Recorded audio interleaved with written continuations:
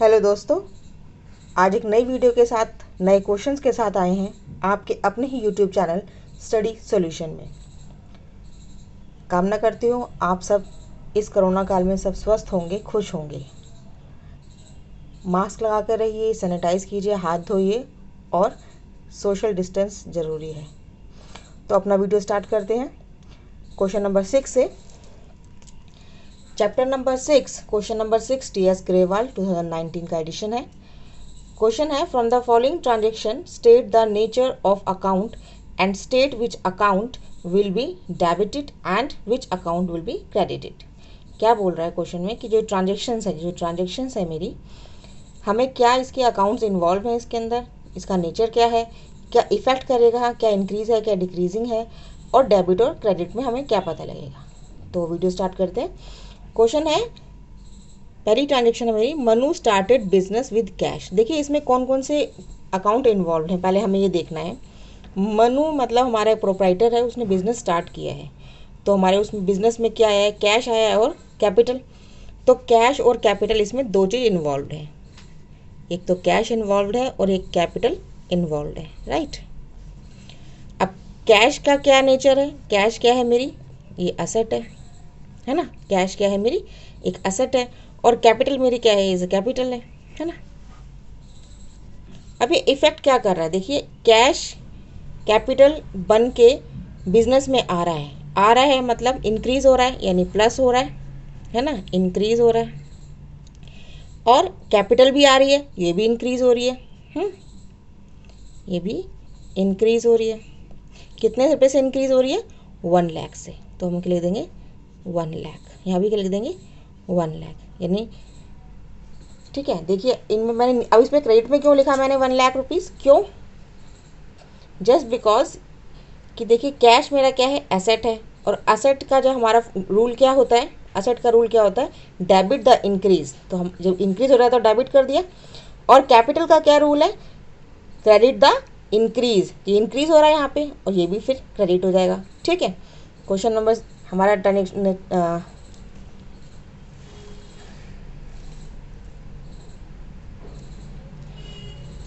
Next है transaction, he purchase furniture for rupees, he second है transaction, he purchase furniture for business 20,000। देखिए उसने furniture purchase किया business के लिए।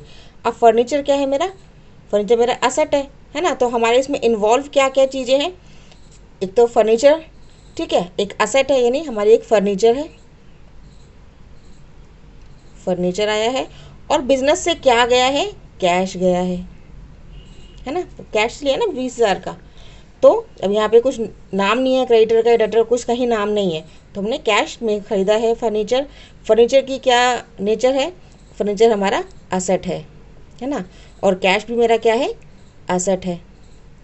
अब दोनों असेट हैं तो दोनों हम असेट का रूल लगाएंगे, debit the increase and credit the decrease. तो देखिए ये इंक्रीज हो रहा है, फर्नीचर आ रहा है तो इंक्रीज हो रहा है, तो ये होगा इंक्रीज। और ये देखिए कैश घट रहा है, डिक्रीज हो रहा है, ये डिक्रीज। तो इंक्रीज में क्या आएगा 20K, और डिक्रीज में भी 20K। क्यों, क्या आ रहा है, डेबिट असेट की क्या रूल होता है, असेट का रूल होता है debit the increase and credit the decrease. तो कैश डिक्रीज हो रहा है, एसेट है, तो ये डिक्रीज में आ गया, और फर्नीचर इंक्रीज हो रहा है तो इंक्रीज में आ गया, ठीक है। नेक्स्ट है परचेज गुड्स ऑन क्रेडिट। अब देखिए परचेज गुड्स हुआ है लेकिन क्रेडिट में हुआ है, किसने, अंशुल नाम का। तो हमारा क्रेडिटर कौन होता है, लाइबिलिटी होती है। और क्या आ रहा है मेरे पास, परचेज गुड्स हो रहे हैं, गुड्स हो रहे हैं, गुड्स आ रहे हैं मेरे पास, तो गुड्स हैं, यानी मेरे पास क्या हो रहा है, परचेज, है ना। और क्रेडिट क्या है, क्रेडिटर क्या है मेरा, ये मैं अंशुल लिख देती हूँ, अंशुल, ये जो मेरा है क्रेडिटर है ना, अंशुल क्या है मेरा, क्रेडिटर। तो परचेज मेरा क्या है, एक्सपेंस है, और क्रेडिटर क्या है, लायबिलिटी है ना। बात समझ में आ गई है। परचेज क्या है मेरा, एक्सपेंस है, और अंशुल क्रेडिटर जो है, अंशुल का नाम दिया है, क्रेडिट पे परचेज किया है तो मेरी लायबिलिटी है। तो एक्सपेंस का रूल क्या होता है, यहाँ पे हमें एक्सपेंस का रूल देखना है, क्योंकि इंक्रीज हो रहा है, एक्सपेंस इंक्रीज होता है तो क्या होता है, डेबिट होता है। और क्या होता है, ये इंक्रीज हो रहा है, यहाँ पे इंक्रीज लिख देते हैं, तो यहाँ पे कितना आ रहा है 6000 से। लायबिलिटी देखिए, अब लायबिलिटी क्या हो रही है, इंक्रीज हो रही है, क्योंकि क्या हो रहा है, लायबिलिटी क्या हो रही है, इंक्रीज हो रही है। मेरा क्रेडिटर बढ़ रहा है 6000 रुपये से, इंक्रीज हो रही है लायबिलिटी भी। और जब इंक्रीज होती है लायबिलिटी तो क्या होती है, क्रेडिट होती है। Credit the increase and debit the decrease liability के लिए। नेक्स्ट चलते हैं फोर्थ पे। फोर्थ है पेड टू क्रेडिटर अंशुल ₹2000। देखिए हमने पैसा पे कर दिया क्रेडिटर को, जो हमारी लायबिलिटी थी हमने उसको पे कर दिया, यानी लायबिलिटी हमारी क्या हो गई, कम हो गई है। पहले 6000 की थी, अब 2000 हमने पे कर दिया, तो कितना रह गया 4000। अब हमने किसको कैसे पे किया है, कैश में पे किया है। तो हमने किसको पे किया, अंशुल को।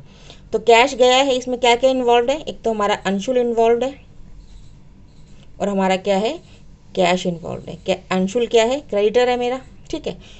क्रेडिटर क्या है, लायबिलिटी है, तो यहाँ पे क्या आएगा मेरा लायबिलिटी। और कैश मेरा क्या है, एसेट है। अब ये देखिए एसेट है। अब ये लायबिलिटी मेरी क्या हो रही है, देखो 6 से 2000 चले गए तो 4000 रुपये, ठीक है ना। तो यानी मेरी डिक्रीज़ हो रही है ना, डिक्रीज़ हो रही है, तो हम क्या लिखेंगे, देखिए यहाँ पे कम हो रहा है, ये हो रही है मेरी डिक्रीज़, ठीक है। डिक्रीज़ होती है तो क्या लिखते हैं, decrease the debit and increase the credit liability side. तो डिक्रीज हो रही है तो हम क्या कर देंगे, इसको 2K से डेबिट कर दिया। एसेट, एसेट का क्या फॉर्मूला होता है, इंक्रीज करते हैं तो डेबिट करते हैं और डिक्रीज होता है तो क्रेडिट करते हैं। देखिए अभी डिक्रीज हो रही है मेरी, ये क्या हो रही है, डिक्रीज हो रही है, कितने से, 2000 से, यानी डिक्रीज में क्या होगा, क्रेडिट होगा। देखिए क्रेडिट में, यहाँ पे क्रेडिट में होगा 2000। अब नेक्स्ट है पेड सैलरी। इतना आपको समझ में आ रहा है। देखिए सिर्फ रूल के अकॉर्डिंग चल रहे हैं और कुछ नहीं है, इसके अंदर कौन कौन से अकाउंट्स इन्वॉल्व हैं वो बताया है, क्या क्या उसकी नेचर है और क्या इफेक्ट कर रहा है, ये सब आपको इसमें समझ भी आ रहा है आराम से। और रूल के अकॉर्डिंग हमारा डेबिट क्रेडिट चल रहा है, ठीक है। तो हमारा फिफ्थ है paid salary to his clerk. Clerk को उसने पैसे दिए 1000 रुपीज़। अब देखिए कैश में दिया है और इसमें क्लर्क इन्वॉल्व है, यानी सैलरी इन्वॉल्व है। तो हमारा क्या है, तो सैलरी है और हमारे पास क्या है, कैश है। सैलरी क्या है मेरी, मेरा सैलरी एक्सपेंस है और कैश मेरी क्या है, एसेट है। तो एक्सपेंस और एसेट का फार्मूला सेम ही होता है, आपको बताया है मैंने।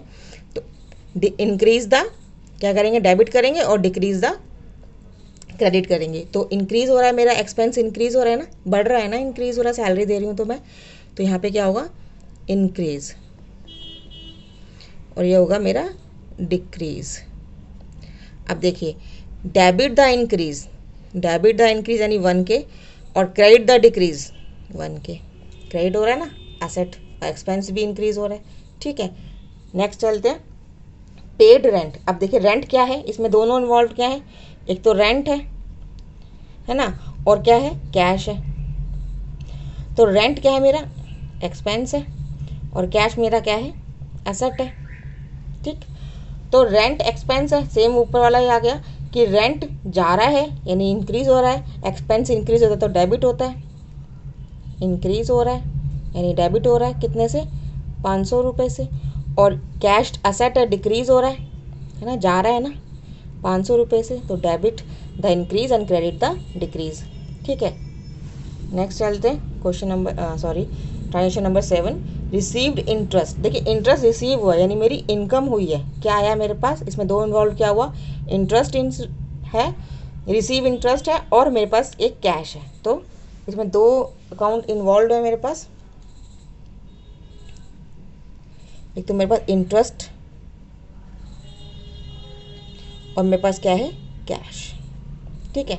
रिसीव्ड है तो हमारा क्या होगा, इंटरेस्ट इसे यानी इनकम है मेरी, ठीक है, ये मेरी क्या है, इनकम है। और कैश मेरा क्या है, मेरी एसेट है।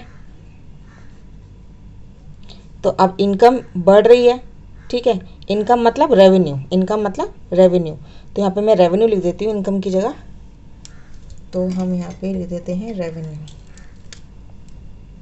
यहाँ मैं लिख देती हूँ रेवेन्यू, इसको हम काट देते हैं, तो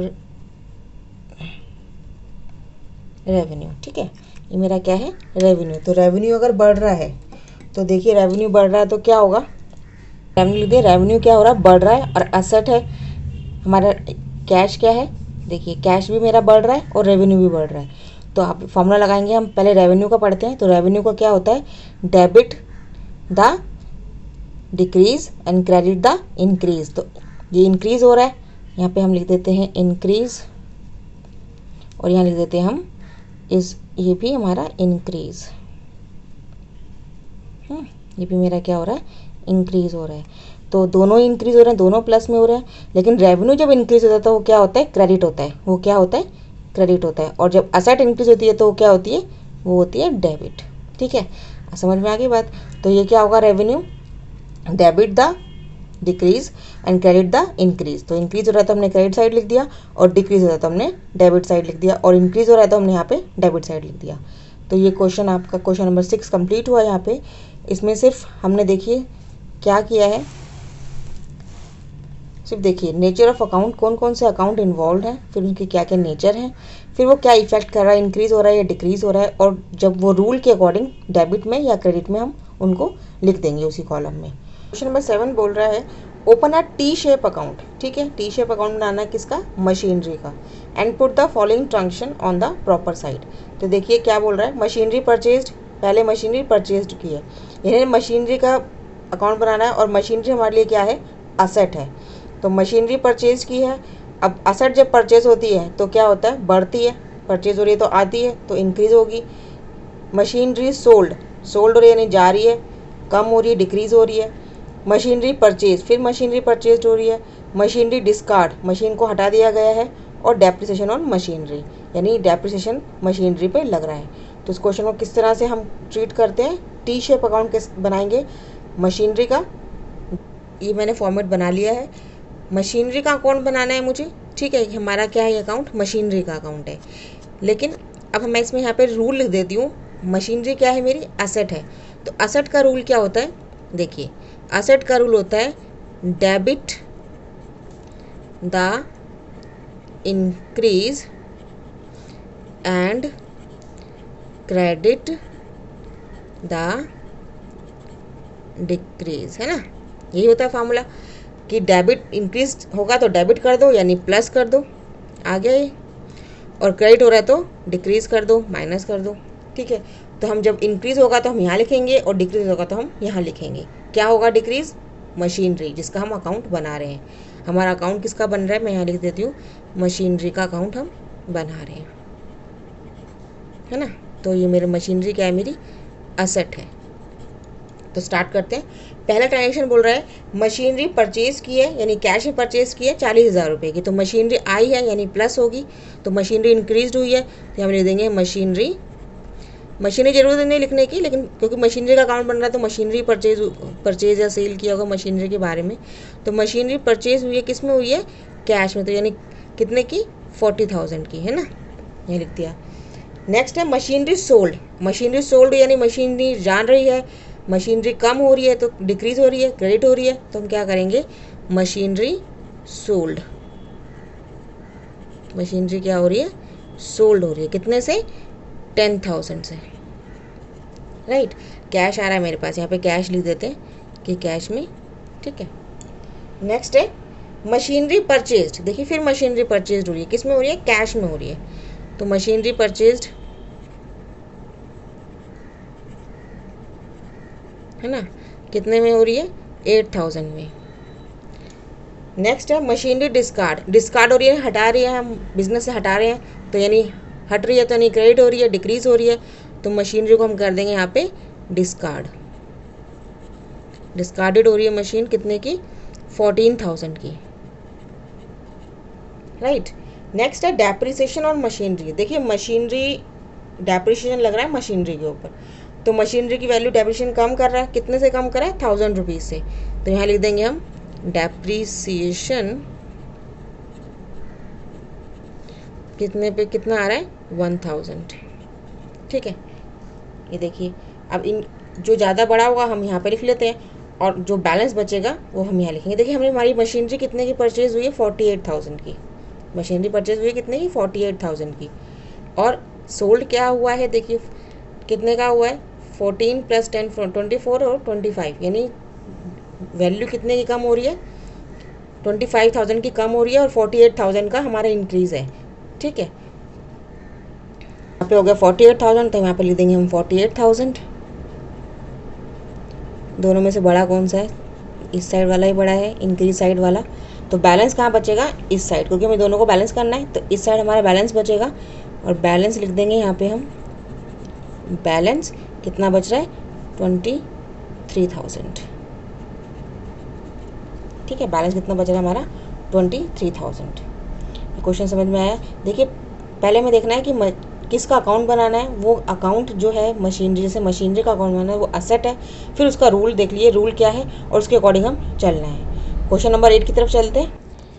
ये क्वेश्चन नंबर 8 बोल रहा है, open a T shape account. किसका? Cash account. कैश का अकाउंट बनाना है मुझे। अब कैश भी क्या है? मेरा असेट है और ये मेरी ट्रांजेक्शन्स है कि मोहन ने स्टार्ट किया बिजनेस 40,000 से, परचेज गुड्स हुए हैं, सोल्ड गुड्स हुए हैं, पेड रेंट हुआ है, पेड सैलरी हुई है और पर्सनल यूज़ के लिए ड्राइंग्स यूज़ किया है।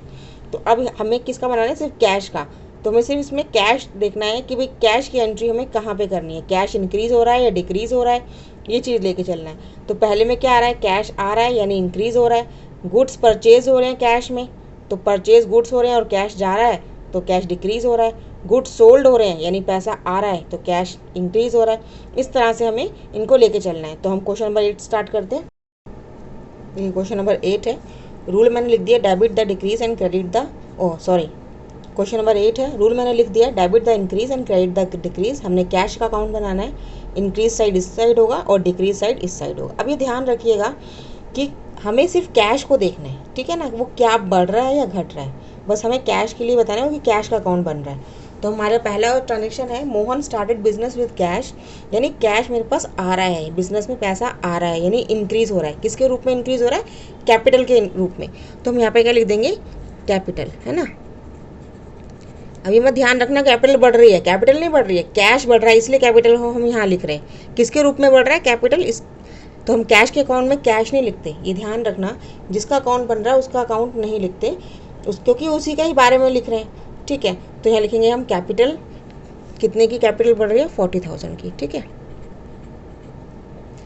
नेक्स्ट है, इसके आगे अकाउंट में आप लिख सकते हो परचेज गुड्स। देखिए, अब गुड्स परचेज हो रहे हैं कैश में, है ना। तो कैश मेरा क्या रहा है? जा रहा है, तो यानी परचेज मेरा क्या हो रहा है? देखिए, परचेज तो एक्सपेंस है, उसको हम छोड़ देंगे, लेकिन हमारे को हमें क्या देखना है? कैश देखना है। अब कैश जा रहा है यानी डिक्रीज हो रहा है, तो डिक्रीज में हम क्या लिखेंगे? परचेज, है ना। परचेज के रूप में डिक्रीज हो रहा है, कितने रुपए से? 20,000 से। नेक्स्ट है सोल्ड गुड्स। अब गुड्स के रूप तो जा रहा है, लेकिन पैसा आ रहा है ना गुड्स को बेचने से, तो पैसा आ रहा है तो इंक्रीज हो रहा है। क्या इंक्रीज हो रहा है? सेल्स कर रही हूँ मैं, है ना। तो सेल्स कितना कर रही हूँ? 24,000 का। ठीक है, कैश बढ़ रहा है ना। किसके रूप में? सेल्स के रूप में। सेल जा रही है, कैश आ रहा है।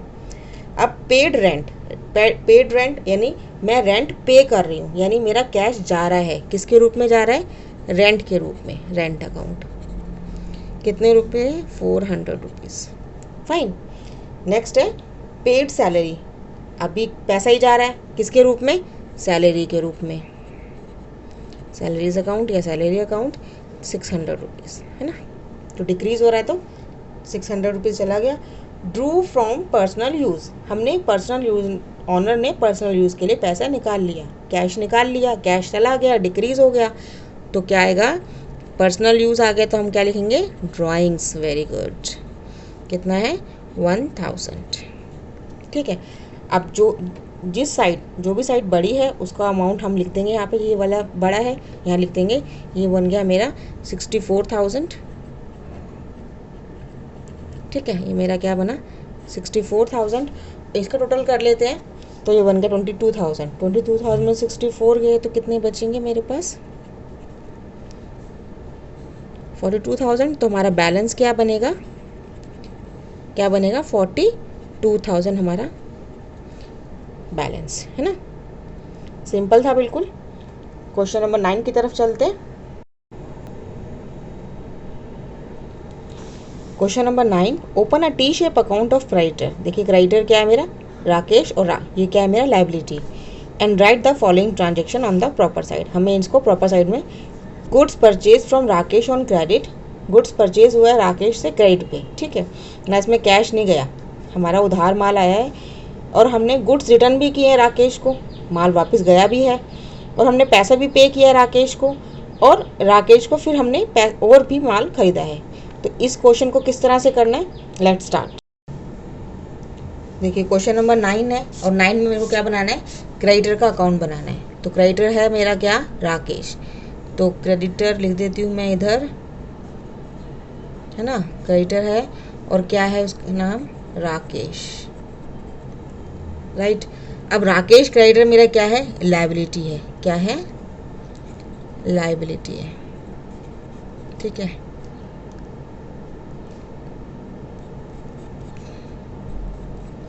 लायबिलिटी का हमारा फॉर्मूला लिख देते हैं इधर, क्या होगा, क्रेडिट द, पहले हम डेबिट लिखते हैं, debit the decrease and credit the increase, है ना। तो पहला,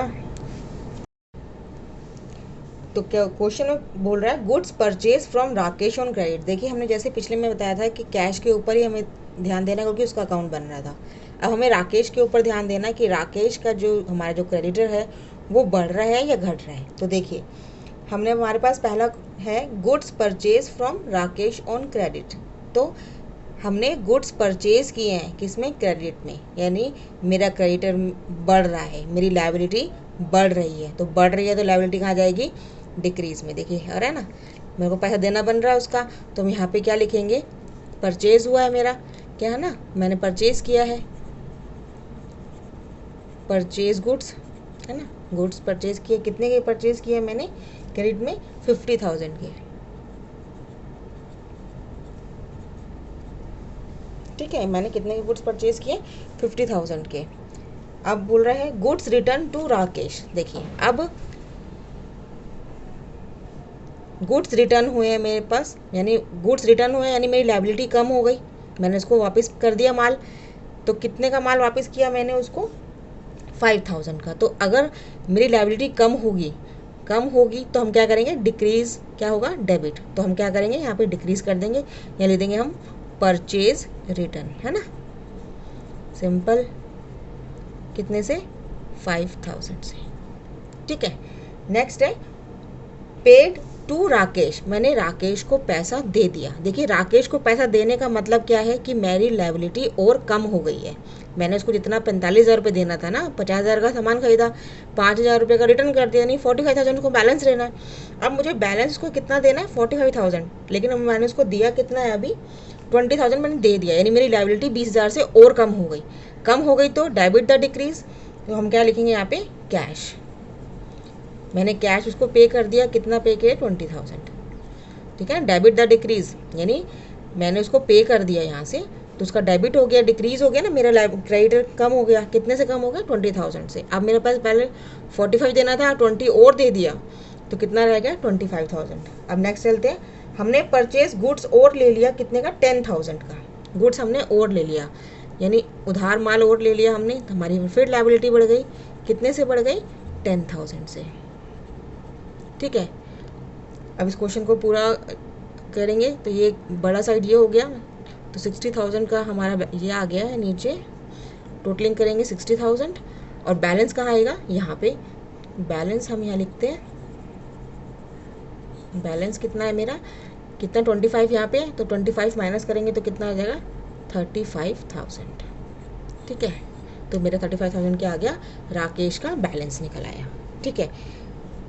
बिल्कुल सिंपल था। पहले आप रूल लिख लीजिए, रूल को लिखते लिखते भी याद हो जाएंगे, अब क्वेश्चन हम करेंगे ना और रूल लिखेंगे साथ साथ, तो हमें भी याद हो जाएंगे। तो क्या है, क्रेडिटर है तो लायबिलिटी है, लायबिलिटी का हमने फॉर्मूला लिख लिया। अब जैसे जैसे बढ़ रहा है घट रहा है उसको उस तरह से हम सॉर्ट आउट करते रहेंगे। क्वेश्चन नंबर 10 है, open a T shape account. अब हमें क्या बनाना है, डेटर का, ब्रिज है, डेटर यानी मेरी क्या है, एसेट हो गई। अब हमें असेट साइड को देखना है कि ये बढ़ रहा है या घट रहा है, तो हम क्या करेंगे, इसका भी हम एक टी शेप अकाउंट बनाएंगे। Sold goods to Brij on credit, हमने माल बेचा है, किसको, ब्रिज को, कैश रिसीव हुआ है ब्रिज से, ठीक है। और हमें डिस्काउंट भी दिया हमने, देखिए उसको हमने डिस्काउंट अलाउ भी किया है, और गुड्स रिटर्न भी हुए हैं, ब्रिज ने हमें गुड्स रिटर्न भी कर दिए। इसको कैसे ट्रीट करेंगे अकाउंट में, देखते हैं किस तरह से इसको हमें पोस्ट करना है। देखिए अब हमें क्वेश्चन में बोला है ब्रिज जो हमारा क्या है, डेटर है। ब्रिज हमारा क्या है, डेटर है, तो हम लिख देते हैं ब्रिज, ब्रिज अकाउंट है ये, और ये हमारा डेटर है। और डेटर हमारा क्या होता है, असेट होता है ना। असेट होता है तो जब असेट इंक्रीज होता है तो डेबिट साइड होता है, और डिक्रीज होता है तो क्रेडिट साइड होता है। तो रूल फॉलो कर लेते हैं, हम रूल फॉलो कर लेते हैं, debit the increase and credit the decrease, है ना।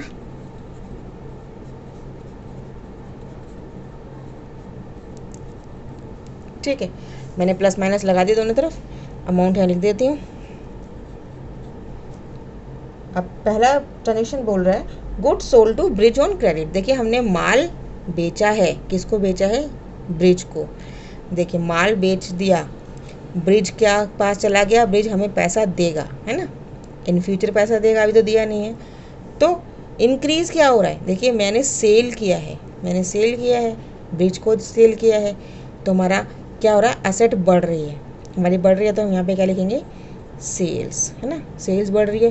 कितने का माल सेल किया हमने, 25 का। ठीक है, सेल बढ़ रही है ना, मतलब एसेट बढ़ रही है मेरी सेल के थ्रू, तो हमारा एसेट बढ़ रही है तो हम प्लस में लिखेंगे।